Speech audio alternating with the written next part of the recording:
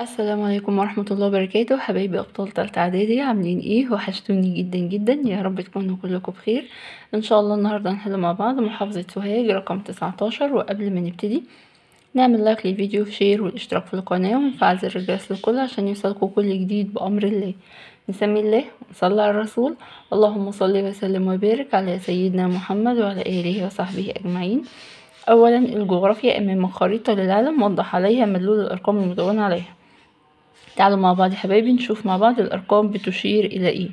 رقم 1 على الخريطة بيشير إلى المحيط الهادي. 2 إقليم مناخي الإقليم المداري. السلالة الزنجية. جبال الهيمالايا.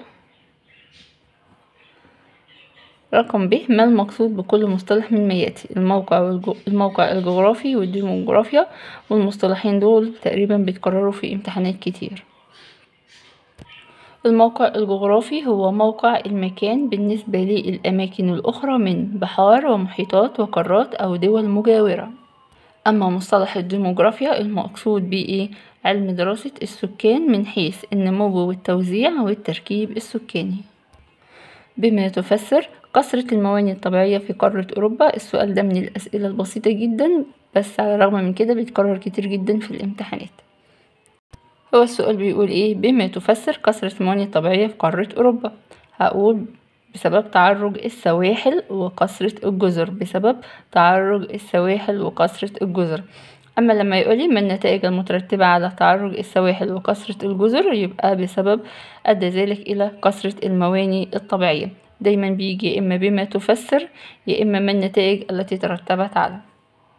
بما تفسر أهمية هضبتي الحبشة والبحيرات الاستوائية بالنسبة لمصر. والسؤال ده من برضو الأسئلة اللي بتتكرر كتير، لأنه تنبع منهما روافد نهر النيل. نهر النيل. بما تفسر قلة عدد السكان في شمال أستراليا. برضو ده من الأسئلة اللي بتتكرر كتير. يقل السكان في شمال أستراليا بسبب وجود الغابات الموسمية وحشائش السافانا. اختر الإجابة الصحيحة من ما بين القوسين. يفصل قارة آسيا عن قارة أوروبا جبال الأورال. أطول أنهار أوروبا ويصب في بحر قزوين نهر الفولجا. أهم أشجار الغابات النفضية هي أشجار الزان. من أقسام السلالة المغولية الصفراء الهنود الحمر. من الدول قليلة السكان في أوروبا هي دولة النرويج. من الدول قليلة السكان. ما النتائج التي ترتبت على انتشار الفقر والأمية في معظم دول أفريقيا؟ رقم 1 ترتب على ذلك انتشار الجهل والخرافات. 2 ارتفاع معدل المواليد.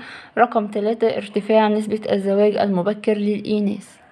ما النتائج المترتبة على زيادة عدد السكان في معظم دول آسيا؟ وده من الأسئلة المهمة برضو اللي بتتكرر كتير. ترتب على ذلك مشكلات عديدة، منها 1 نقص الغذاء. 2 قلة نصيب الفرد من الدخل القومي. 3 انخفاض مستوى المعيشة. رقم 4 وجود هجرات غير شرعية بتتجه في معظمها إلى الدول المتقدمة مثل دول أوروبا. ما النتائج المترتبة على التقدم الصناعي في دول غرب ووسط أوروبا؟ السؤال ده حبايبي من الأسئلة المهمة اللي بتتكرر بشكل كتير بصيغة أو بأخرى، بتختلف الصيغ بما تفسر ما النتائج المترتبة على، بس بيتكرر كتير.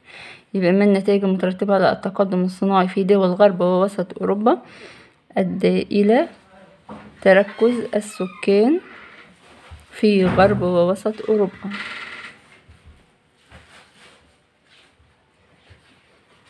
ماذا يحدث إذا نجحت قارة أفريقيا بالاستفادة من ثرواتها المعدنية؟ والسؤال ده برضو بيتكرر. سوف تصبح من الدول ذات الدخل الاقتصادي المرتفع.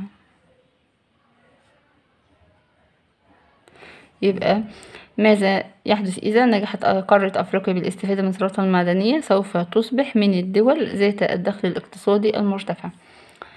رقم 2 ماذا يحدث إذا أزيلت جميع الغابات في العالم؟ رقم 1 سيؤدي ذلك إلى تغيرات مناخية والإخلال بالتوازن البيئي. 2 انقراض الكثير من الحيوانات والنباتات. رقم 3 زيادة نسبة التلوث البيئي. ثانيا التاريخ، صوب ما تحته خط في العبارات الآتية. أسس الخديوي إسماعيل عام 1866 مجلس شورى النواب. هقول له كده مجلس شورى النواب.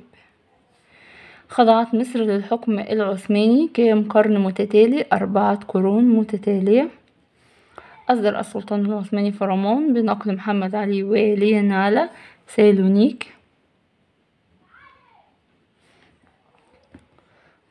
على سالونيك في مقدونيا عام 1806. من نتائج معاهدة 36 انضمام مصر إلى عضوية باعتبارها دولة مستقلة إلى عضوية عصبة الأمم. بما تفسر توجد علاقة بين مجيء الحملة الفرنسية على مصر والاحتلال البريطاني لها عام 1882. ايه هي العلاقة اللي بتربط بينهم؟ حيث وجهت الحملة الفرنسية على مصر أنظار الدول الأوروبية وخاصة إنجلترا لأهمية موقع مصر الجغرافي، وبالفعل قامت إنجلترا باحتلال مصر في عام 1882. بما تفسر تعتبر ثورة 1919 ثورة شعبية شاملة لأنه شارك في الثورة جميع فئات وعناصر الشعب المصري.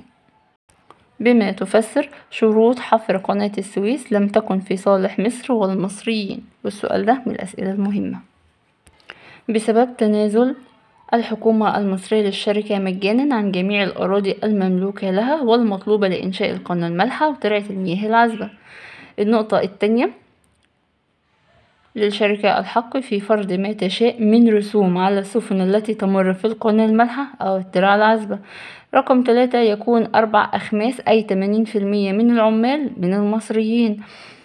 النقطة الأخيرة تحصل مصر على 15% من صافي الأرباح مقابل الأراضي والامتيازات الممنوحة للشركة. لذلك كان عقد الامتياز أو كانت شروط حفر قناة السويس لم تكن في صالح مصر والمصريين. لمن تنسب الأعمال الآتية: دعا إلى رفض اتفاقية الحكم الثنائي في السودان في يناير 1899 مصطفى كامل. تزعم ثورة المصريين في مارس 1800 ضد الفرنسيين هو عمر مكرم.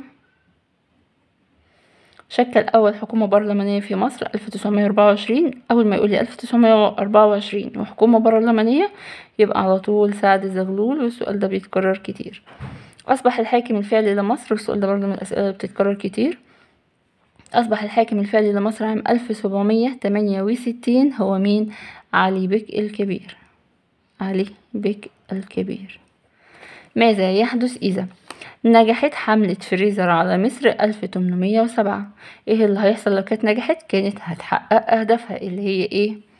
رقم 1 احتلال مصر. 2 خلع محمد علي من الحكم. رقم 3 تولية محمد بك الألفي تابعها المملوكي الحكم.